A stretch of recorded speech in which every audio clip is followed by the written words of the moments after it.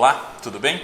Começamos 2016 com uma nova maratona de aulas e dessa vez nós estamos aqui para falar sobre um tema que é muito importante e que se tornou e vai se tornar ainda muito mais importante nesse ano de 2016 com a entrada em vigor do novo Código de Processo Civil. Porque o novo Código de Processo Civil traz todo um regramento específico dos precedentes judiciais. E é sobre isso que nós vamos tratar nessa aula de hoje. Como sempre nós fazemos, nós vamos buscar na doutrina um conceito para iniciar o nosso entendimento a respeito daquilo que nós estamos estudando. E dessa vez nós vamos buscar um conceito trazido pelo professor Fred Didier Júnior a respeito dos precedentes judiciais. Confere comigo. É a decisão judicial tomada à luz de um caso concreto, cujo núcleo essencial pode servir como diretriz para o julgamento posterior de casos análogos. Então, é importante a gente entender esse sistema de precedentes que o novo CPC deseja implantar, porque o que se quer com isso é a racionalização das decisões judiciais. O que se quer a partir de um fortalecimento, em linhas gerais, do direito jurisprudencial, é dar um norte para as decisões judiciais, para que elas sigam uma determinada orientação e assim as decisões judiciais possam conter um maior nível de racionalidade, ou seja, as decisões vão estar de acordo com um sistema criado, com um sistema legislativo e com um sistema judiciário que interprete adequadamente os textos legais, ok? Então, nessa aula em que nós vamos falar sobre os precedentes judiciais, nós vamos fazer uma análise muito superficial de alguns institutos que fazem parte desse sistema de precedentes.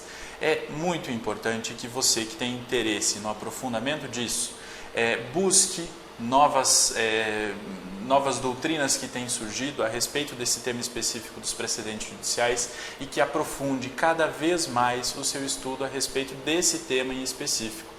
Porque por se tratar de uma novidade no nosso ordenamento jurídico, dá para se chamar assim de uma novidade no nosso ordenamento, é muito importante que todos aqueles que estudam direito e que trabalham com a área jurídica busquem um aprofundamento muito maior, porque só com esse aprofundamento nós vamos conseguir compreender e ajudar a construir esse sistema de precedentes que o novo Código de Processo Civil procura valorizar. Para iniciar a partir desse conceito, dado pela doutrina, do que seja um precedente judicial, nós precisamos entender as diferenças básicas entre o conceito de precedentes e outros conceitos que transitam em torno desse conceito de precedentes judiciais. Porque não dá mais para a gente confundir o conceito de precedente com o conceito de decisão judicial, por exemplo, ou o conceito de precedente com o de jurisprudência ou com o de súmula, ou enunciado de súmula. É necessário que a gente tenha claro na nossa cabeça a diferença básica entre esses conceitos para que o sistema de precedentes possa ser devidamente construído no ordenamento jurídico brasileiro. Então, nós percebemos no conceito trazido pelo professor Fred Didier Júnior que o precedente surge a partir de uma decisão judicial. Então, é na decisão judicial que nós vamos encontrar o precedente. Entretanto, nem toda decisão judicial tem possibilidade de ser considerada um precedente. Voltando lá no conceito, o professor Fred diz que o precedente é a decisão judicial tomada à luz de um caso concreto, cujo núcleo essencial pode servir como diretriz para o julgamento de casos posteriores. Então, a grande diferença entre o conceito cru de decisão judicial e o de precedente é o de que o precedente tem essa possibilidade, eu posso retirar o precedente de uma decisão judicial e esse precedente vai ser possível orientar, a partir desse precedente vai ser possível orientar decisões futuras. Então ele vai servir como uma diretriz para julgamentos futuros. Mas nem toda decisão judicial tem essa capacidade de orientar o julgamento de decisões futuras. Então essa é a diferença básica entre precedente e decisão judicial. Decisão judicial, então, é um conceito muito mais amplo, porque o precedente sempre vai nascer da decisão judicial, mas nem todo precedente, nem toda decisão judicial vai ser um precedente. O segundo conceito que nós precisamos diferenciar do conceito de precedente é o conceito de jurisprudência. Nós já sabemos que jurisprudência tem a ver com uma série de decisões reiteradas dos tribunais num determinado sentido, no julgamento de um determinado caso. Essas decisões reiteradas é que formam o conceito de jurisprudência. Para que eu tenha um conceito de precedente, eu não preciso ter decisões reiteradas num determinado sentido. Basta que uma decisão judicial tenha o condão, tenha essa capacidade de influenciar, de ser uma diretriz para julgamentos futuros, para que eu considere a existência de um precedente. Já a jurisprudência não é assim. Nós sabemos que há necessidade, então, de uma reiteração de um entendimento num determinado sentido, para que eu possa dizer que há jurisprudência num determinado sentido. É muito comum que a gente veja na prática forense, até mesmo a utilização de argumentos retóricos no sentido de dizer assim, a jurisprudência é pacífica num determinado sentido, ou a jurisprudência é remansosa nesse sentido. Isso é muito complicado, porque nem sempre se está diante de fato de jurisprudência. Nem sempre há esse remanso num determinado sentido, certo? Então, quando se utiliza o conceito de jurisprudência, não se está falando de um julgado, se está falando de uma quantidade significativa, uma quantidade reiterada de julgados num determinado sentido. Aí, então, nós estaremos diante do conceito de jurisprudência, que é o que nos interessa no estudo comparativo com o conceito de precedentes, ok? Então tem que se ter muito cuidado quando se fala da confusão que se faz entre o conceito de precedente e o conceito de jurisprudência, e principalmente da confusão que se faz na utilização do termo jurisprudência como um argumento retórico para convencimento, seja do juiz ou mesmo quando o juiz utiliza esse argumento para convencer a respeito do acerto da sua decisão. Ok? Então, um julgado ou dois julgados não formam jurisprudência de um tribunal. Jurisprudência, para que ela seja formada, há necessidade de muito mais julgados num determinado sentido. Ok? Além disso, nós precisamos entender a diferença entre o conceito de precedente e o conceito de enunciado de súmula. Nós sabemos que a súmula de jurisprudência é o resumo em poucas linhas, né? O enunciado de uma súmula é o resumo em poucas linhas do que um tribunal vem decidindo a respeito de um determinado tema. Então, depois de se ter já uma jurisprudência reiterada num determinado sentido, os tribunais têm a possibilidade de firmar enunciados de súmula, que servem como orientação daqueles que buscarão informações a respeito de como decide um determinado tribunal. Nós temos no ordenamento jurídico brasileiro a existência das súmulas não vinculantes ou as súmulas persuasivas e das súmulas vinculantes, que são aquelas formadas a partir do procedimento que a Constituição Federal previu a partir da emenda constitucional número 45. Entretanto, súmula, seja vinculante ou persuasiva, não é a mesma coisa que precedente. Um precedente pode dar origem a um enunciado de súmula. Entretanto, o enunciado de súmula não é o mesmo que precedente, ok? O precedente é sempre uma decisão judicial. Ele vai ser descoberto dentro de uma decisão judicial. E nós vamos ver adiante que a aplicação do precedente, a interpretação do precedente, exige um esforço interpretativo e argumentativo muito maior, né? Então, o precedente, na verdade, diferentemente da súmula, ele não tem a finalidade de resumir em poucas linhas um determinado entendimento do tribunal, como é o caso dos enunciados de súmula. Então, é muito importante entender essa diferença. Quando se diz que uma súmula é um precedente, ou que um enunciado de súmula é um precedente, se está operando de forma equivocada, porque não. Há uma diferença conceitual considerável. O enunciado de súmula vai conter, em poucas linhas, o resumo do que entende o tribunal a respeito de um determinado tema. Essa é a função do enunciado de súmula. Já o precedente é uma decisão judicial que possui a solução para um determinado caso concreto e esta solução dada àquele caso concreto naquela decisão judicial tem a capacidade de influir e de ser uma diretriz para as decisões futuras que sejam proferidas em casos idênticos ou casos semelhantes àquele. Ok? Essas diferenças, então, nós precisamos ter muito claro na nossa cabeça quando se trata do estudo desse sistema dos precedentes judiciais. A gente vai ver com o estudo dos precedentes e das previsões que o novo CPC fez a respeito disso, que até mesmo o legislador, em alguns casos, faz confusão entre os conceitos de precedente, jurisprudência e enunciado de súmula. Só que na aplicação prática disso, essa confusão não pode se operar, porque senão é possível que isso cause alguns prejuízos para aqueles que necessitam de uma solução adequada no processo, ok? Superada essa fase do conceito de precedente, dos conceitos que transitam em torno desse conceito de precedentes, eu gostaria de fazer uma indicação de leitura para você. E a indicação que eu faço é de um texto, de um ensaio do professor italiano Michele Tarufo, que se chama Precedente e Jurisprudência.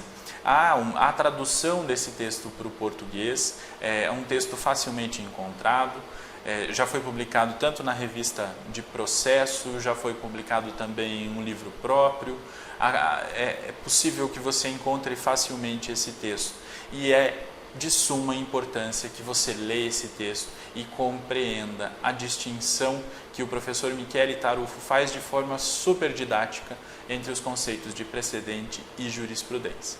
Ok? Então fica feita aí a primeira indicação de leitura do ano. Michele Tarufo, Precedente e Jurisprudência. Mais adiante, nós precisamos entender como é composto o precedente, como se divide as partes que formam um precedente judicial. E nós temos que buscar as lições do professor José Rogério Cruz e Tucci, que publicou uma obra clássica a respeito dos precedentes no direito brasileiro, muito antes até de se começar a discutir a respeito do regramento de um sistema de precedentes no novo Código de Processo Civil. E o professor Cruz e Tucci diz que a composição dos precedentes se dá pelas circunstâncias de fato que vão embasar aquela controvérsia havida entre as partes naquele processo, e mais do que isso, o precedente vai ser composto pela ratio decidendi, que são os fundamentos jurídicos que sustentam aquela decisão. Então, em suma, um precedente vai ser composto das circunstâncias fáticas e dos fundamentos jurídicos que o julgador utilizou para resolver aquela controvérsia que a ele foi submetida. Então, numa análise futura de uma decisão proferida no passado, que pode ser um precedente, o intérprete vai analisar os fatos que formaram a controvérsia naquele caso, e além disso vai analisar os fundamentos jurídicos que resolveram aquela controvérsia. E essa análise conjunta dessas circunstâncias fáticas com os fundamentos jurídicos é que vai formar o precedente, ok? Então, é como eu falei há pouco para vocês, ao contrário da súmula ou do enunciado de súmula, o precedente exige um esforço interpretativo muito maior, né? Porque ao aplicar numa decisão atual um entendimento que foi descoberto em uma decisão anterior, em um precedente, né? Por isso que se chama de precedente, porque vem antes, né? Ao aplicar aquela conclusão no caso atual, é necessário que o julgador faça um esforço interpretativo para verificar se aquelas circunstâncias fáticas daquele caso que gerou o precedente têm relação com as circunstâncias fáticas do caso que está sendo julgado agora. E mais do que isso, se aqueles fundamentos jurídicos que deram embasamento para o julgamento no caso precedente são aplicáveis ao caso atual. Então, o esforço interpretativo é muito maior e isso deve ser considerado, ok? Nós sabemos, então, do que o precedente é composto, das circunstâncias fáticas e dos fundamentos jurídicos relevantes. Entretanto, numa decisão que compõe ou em que se pode localizar um precedente, é comum que nós encontremos determinados argumentos utilizados pelo julgador que são ditos de passagem, que, muito embora serviram como fundamentos para a decisão que foi proferida, não são essenciais para a construção do precedente, que é o caso do obiter dictum, ou seja, são aqueles argumentos secundários, acessórios, que não são fundamentais para a solução do caso. Então, quando se está diante de uma decisão que pode, ou de onde se pode retirar um precedente, o intérprete, seja ele o advogado da parte, o Ministério Público ou o julgador, deve fazer uma análise para saber separar entre o que são os fundamentos determinantes, né? Quais são aqueles fundamentos importantes, dentro dos quais eu vou buscar uma ratio, uma razão, uma diretriz que vai nortear a aplicação futura daquele caso, ou vai ter que separar esses fundamentos determinantes, então, dos fundamentos ditos de passagem ou os fundamentos secundários, que compõem aquela decisão, ok? Mas que não são fundamentais para que o julgador que analisou a decisão que gerou o precedente, o julgador que construiu a decisão que gerou o precedente, são ditos apenas para ajudá-lo a convencer-se a respeito de um determinado assunto. Entretanto, não são fundamentais para fazê-lo chegar à conclusão a que ele chegou na análise do caso precedente. Esses, então, são os argumentos ditos de passagem, os argumentos secundários, e eles não compõem o precedente. E é muito importante que, na hora da aplicação, o intérprete saiba fazer essa diferença entre o que é um fundamento determinante e o que é um fundamento acessório, porque o fundamento acessório não serve para vincular decisões futuras, certo? Só vai servir para vincular decisões futuras o fundamento determinante. Então, aquilo que eu qualificar ou que eu classificar como obter dictum, aquilo que é dito de passagem, ou um argumento secundário, não vai vincular decisões futuras, certo?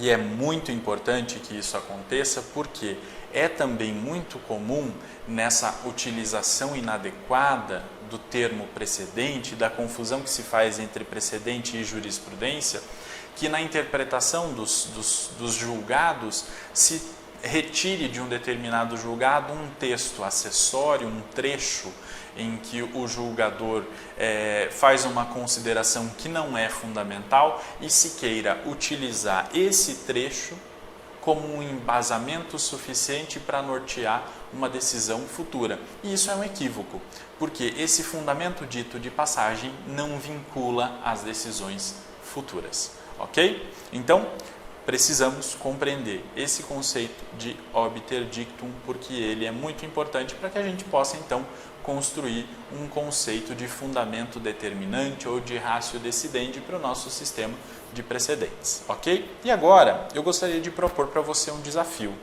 para que você verifique na prática e faça, inclusive, um treinamento para saber se você consegue identificar o que é um fundamento determinante e o que é um fundamento secundário. Então, eu te desafio a buscar uma determinada decisão judicial que tenha as características próprias de um precedente, ou seja, que fixe a solução de um determinado caso que possa servir de diretriz para casos futuros e na leitura dessa decisão judicial consiga retirar quais são as circunstâncias fáticas, quais são os fundamentos jurídicos determinantes ou a ratio decidendi e, mais do que isso, retire dessa decisão quais são os fundamentos ditos de passagem ou o obter dictum.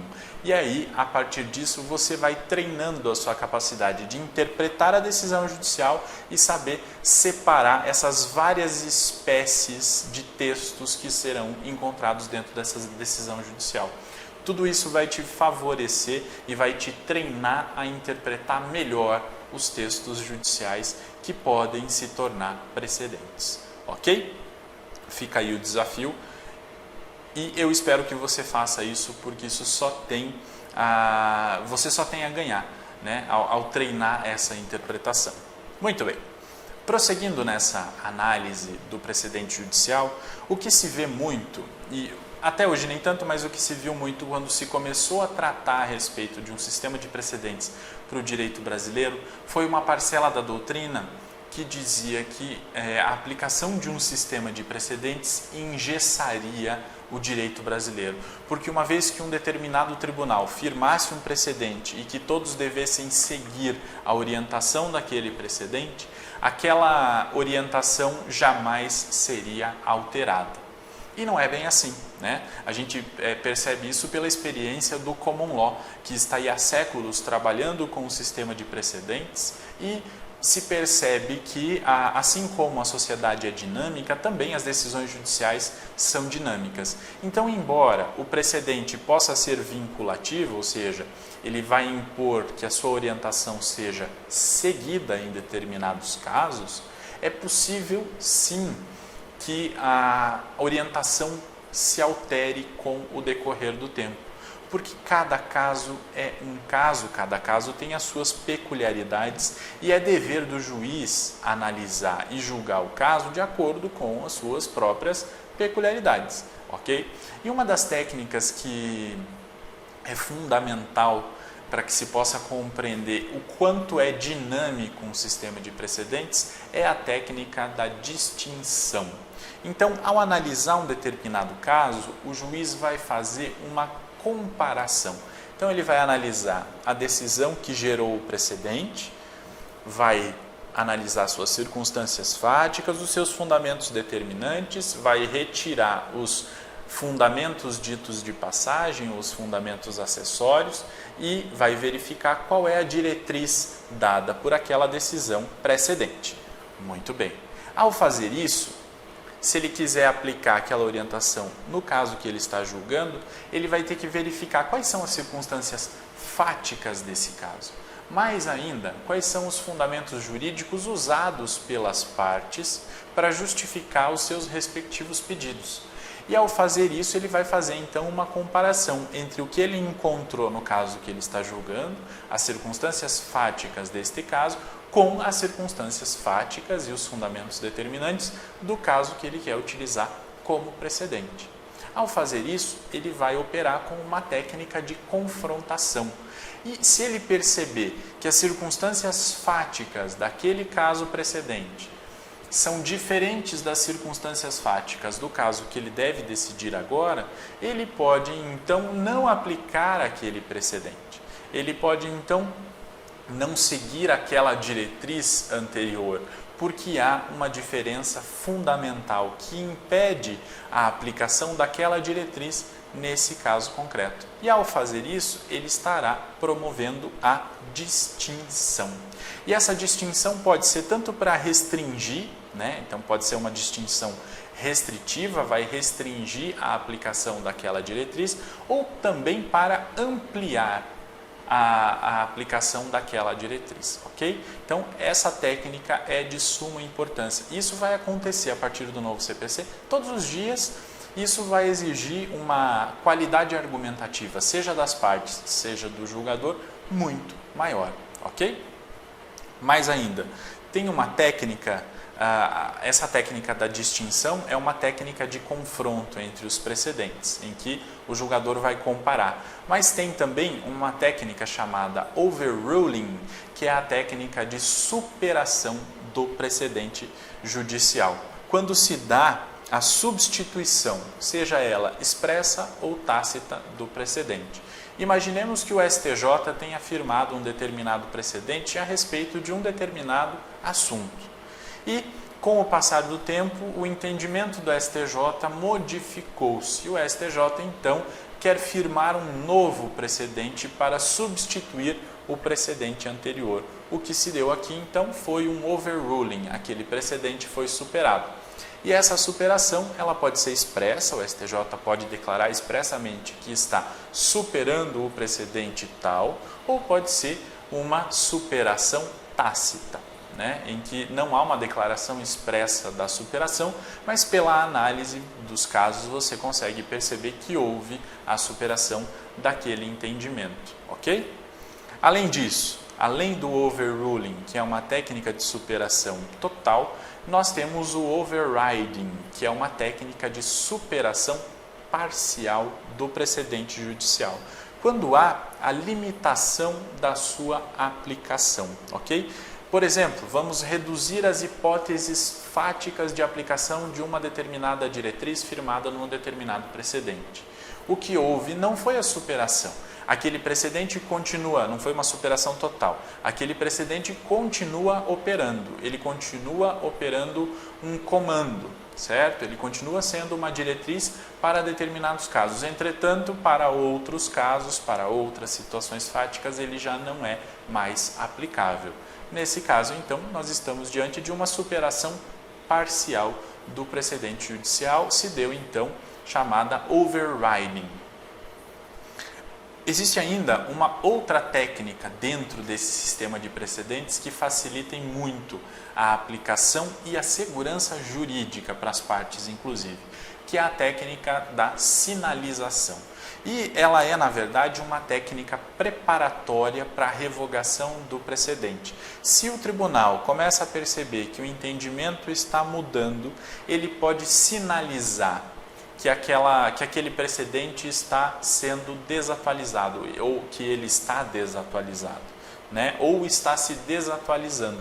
E aí, nesse caso, o tribunal emite um alerta, ele emite um sinal para que todos os jurisdicionados e os juízes que compõem os outros tribunais e a primeira instância consigam perceber que talvez aquele, ou provavelmente aquele precedente será superado, que ele vai ser substituído por outro, porque ele está desatualizado. É uma técnica muito importante porque ela prevê, na verdade, ela busca proteger a segurança jurídica.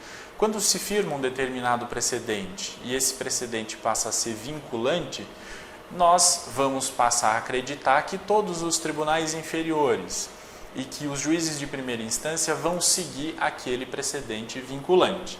Se o tribunal que emitiu aquele precedente tem a intenção de substituí-lo por outro, por acreditar que aquele precedente está desatualizado, é possível então, e é saudável até, que ele sinalize isso de alguma maneira, né? Que ele transmita esse sinal para os jurisdicionados e para quem opera o direito, para que essas pessoas já percebam que em breve aquele precedente vai ser superado, ok? Isso está previsto, inclusive, no novo Código de Processo Civil, lá no parágrafo 3º do artigo 927, ok? Que vai tratar, inclusive, da possibilidade de modulação dos efeitos da decisão que altera um precedente, certo? Quando isso acontece, ao revogar um determinado precedente, o tribunal pode modular os seus efeitos para dizer a partir de quando que ele deixa de valer, se ele é aplicável para as ações que já foram propostas até determinada data e as ações que forem propostas a partir daquela data já não se aplique mais àquela conclusão daquele precedente. Isso, a técnica da sinalização nos auxilia muito. Vamos imaginar que o STJ, então, tenha firmado um determinado precedente há 5 anos. e há 5 anos todos vêm aplicando aquela diretriz, todos vêm interpretando e aplicando aquela diretriz, acreditando que o STJ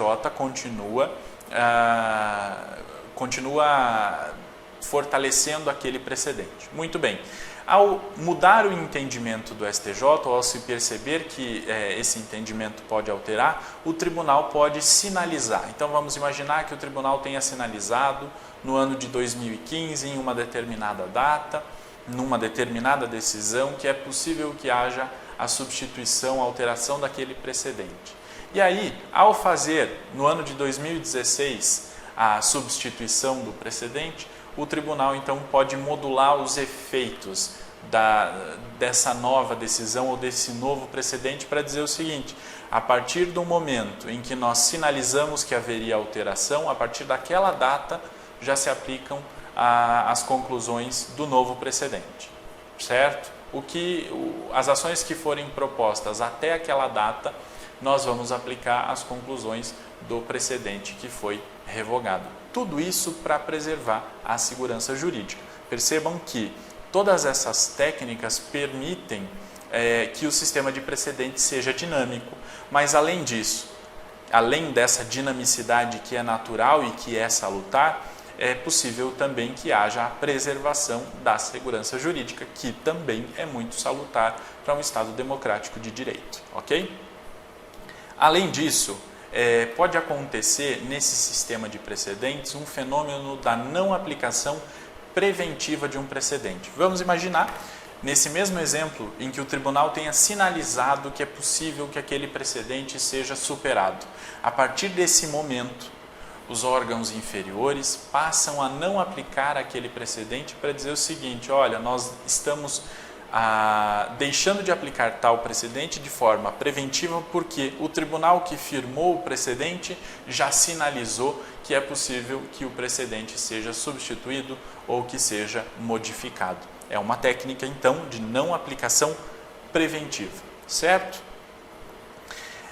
Nessas técnicas todas de superação do precedente ou técnica de distinção, se vai ser aplicada a diretriz firmada no precedente ou não, se vai ser alterada a diretriz do precedente ou não, é fundamental, e isso está previsto no novo Código de Processo Civil, e mais do que isso, é um comando constitucional, é fundamental que a fundamentação da decisão que irá superar, que não irá aplicar o precedente, seja uma fundamentação completa e que respeite o princípio do contraditório, ou seja, deve haver um efetivo diálogo entre as partes e o juiz.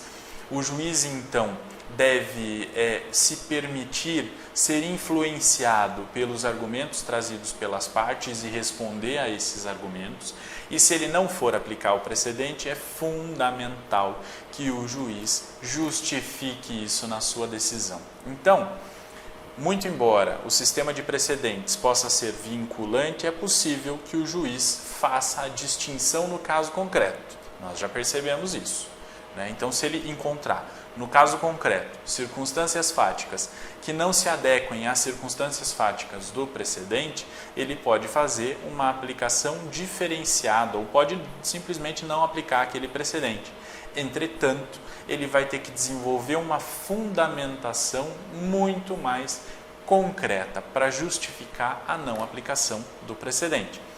Mas mesmo assim, mesmo que ele vá aplicar a diretriz firmada pelo precedente, ele deverá desenvolver uma fundamentação adequada para justificar que ele fez o estudo da decisão de onde saiu o precedente e que lá ele encontrou elementos suficientes para justificar a aplicação daquela conclusão do precedente no caso que ele está julgando agora, certo? Então não basta, seria muito fácil, por exemplo, que o juiz pudesse copiar uma decisão que já foi proferida na decisão que ele deve proferir agora. E não é isso. Isso significa copiar a decisão, não significa aplicar e interpretar o precedente. Precedente é muito diferente disso. Primeiro porque ele vai ter que fazer essa análise para descobrir quais são as circunstâncias fáticas, quais são os fundamentos determinantes e o que é o obter dictum, ou seja, quais são aqueles fundamentos ditos de passagem ou fundamentos secundários. E esses não vão nos interessar num primeiro momento, certo? Ao fazer isso, ele está interpretando o precedente. E ao fazer isso, então, ele deve justificar na sua fundamentação de que forma fez essa interpretação. Tudo isso é garantia de democracia. Tudo isso é uma garantia do cidadão jurisdicionado em relação ao Estado, ok? O artigo 927 vai tratar a respeito do que ele considera serem os precedentes vinculantes ou as decisões vinculantes ou os enunciados de súmula que são vinculantes. Vamos conferir o que ele diz?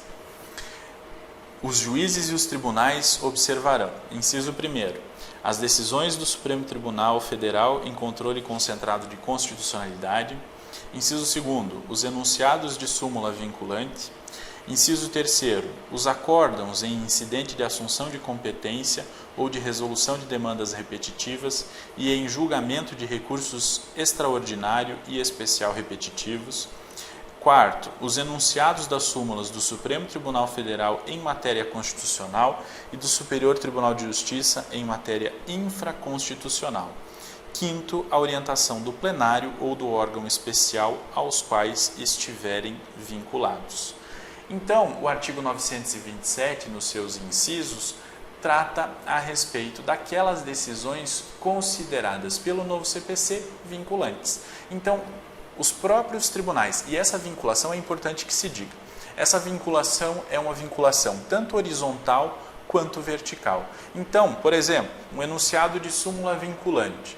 Nós já sabemos que súmula não é a mesma coisa que precedente, mas aqui o artigo 927 usa o conceito de jurisprudência, o conceito de precedente e o conceito de súmula num mesmo dispositivo legal. Ok, nós sabemos que teoricamente os conceitos são diferentes. Então nós vamos pegar lá um enunciado de súmula vinculante.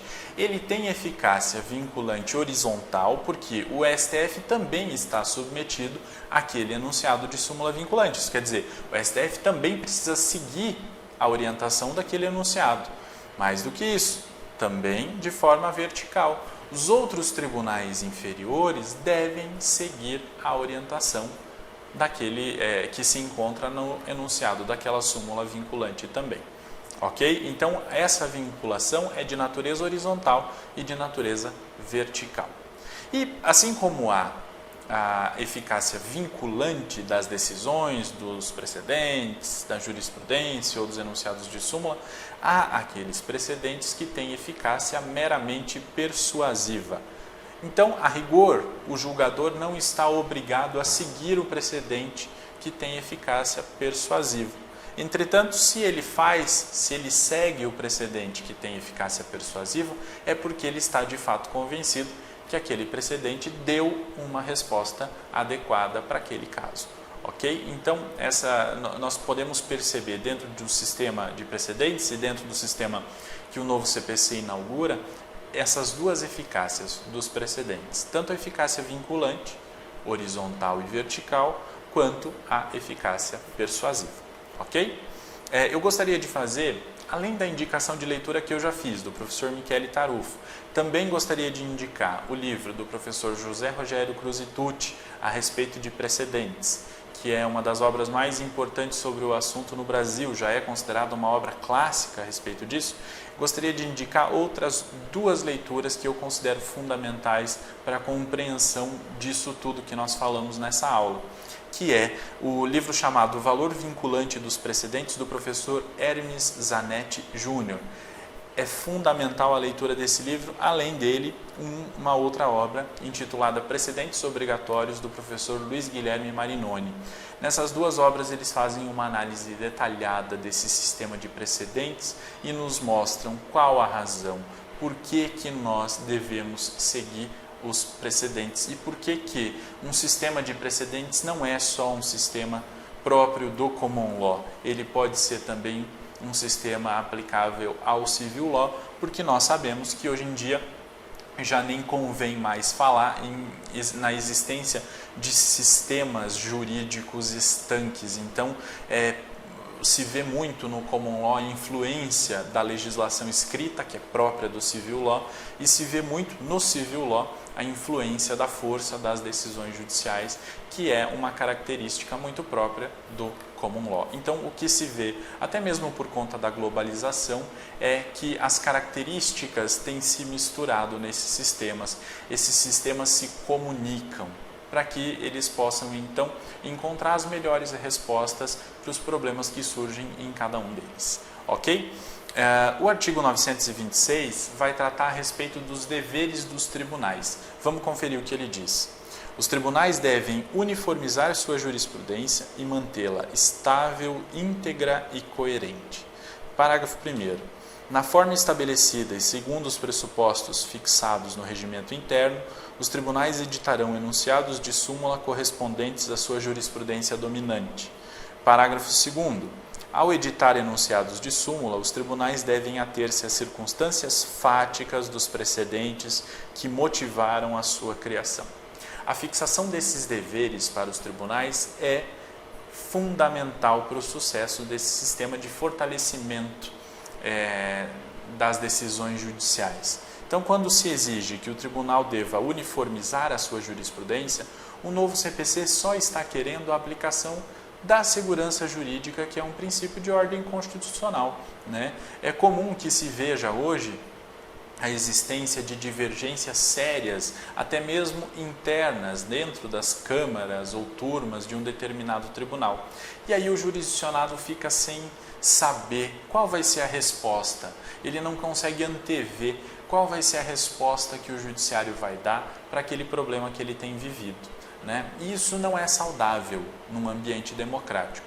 Então, o que o novo CPC quer é que os tribunais uniformizem a sua jurisprudência e, mais do que isso, essa jurisprudência tem que ser estável, íntegra e coerente, né? Muito embora seja possível fazer a alteração do entendimento ou dos entendimentos, é necessário que isso seja feito de maneira que se preserve a segurança jurídica. Então é necessária uma certa estabilidade no julgamento, é necessário para a preservação da segurança jurídica. E esses conceitos de integridade e coerência nós podemos encontrar na doutrina do filósofo norte-americano Ronald Dworkin. Ele vai tratar dos conceitos do que seja integridade e coerência. A nós agora não convém fazer uma análise mais detalhada disso, mas é fundamental para a gente, pelo menos, iniciar o entendimento a respeito do que ele entende a respeito de coerência e integridade, é utilizar a metáfora que ele utiliza na sua obra do romance em cadeia.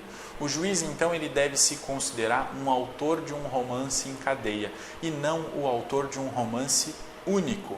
Ele deve seguir a história institucional, ele deve conhecer a história dos juízes que o precederam, como julgam os juízes ou como julgaram os juízes que o antecederam, conhecer esses casos semelhantes aos casos que ele vai julgar e seguir esta ordem lógica de julgamento, seguir os entendimentos que já foram firmados. Caso ele queira ultrapassar o entendimento, ele deve então exercitar uma argumentação muito mais forte para justificar o porquê da mudança do entendimento. Então nós percebemos, é possível alterar o entendimento desde que haja uma fundamentação completa que justifique, que apresente os motivos da alteração do entendimento, ok? O parágrafo 1º vai tratar a respeito da incumbência dos tribunais de editarem súmulas, e essas súmulas devem corresponder à sua jurisprudência dominante. E aqui a gente percebe a vinculação entre o conceito de enunciado de súmula e o conceito de jurisprudência, certo? E o parágrafo 2º diz assim: se os tribunais forem editar súmulas, eles devem se ater às circunstâncias fáticas que geraram, ou das decisões que geraram aquela súmula, né? Ele não pode, na formulação do texto do enunciado de súmula, trazer elementos fáticos que não constavam dos precedentes que geraram aquele enunciado. ok? E tudo isso é muito importante porque tudo isso é uma forma de garantia da democracia, porque é uma forma de controle da atuação do Poder Judiciário, ok? Era isso que nós tínhamos para falar a respeito dos precedentes judiciais. Eu gostaria de agradecer a sua audiência, a sua paciência e em breve nós nos encontramos. Até já!